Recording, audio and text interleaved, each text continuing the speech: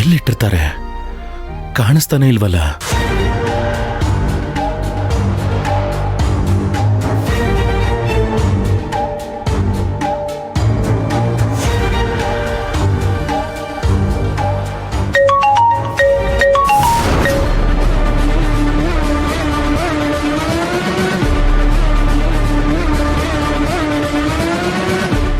ಯಾಕಪ್ಪ ಫೋನ್ ನೋಡಿ ಬೆಚ್ಚ ಬೀಳ್ತಾ ಇದ್ದೀರಾ?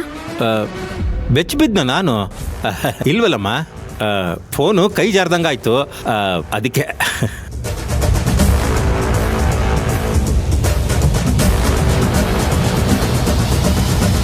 ಹಲೋ,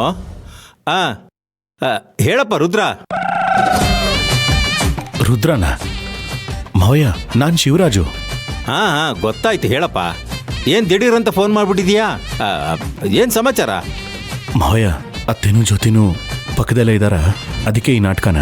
ಹಾಂ ಹೌದಪ್ಪ, ಅದೇ ನಿಜ. ನಾನು, ನನ್ನ ಮಗಳು, ನನ್ನ ಹೆಂಡತಿ ಊರಿಗೆ ಹೋಗ್ತಾ ಇದ್ದೀವಿ. ಹಾಂ.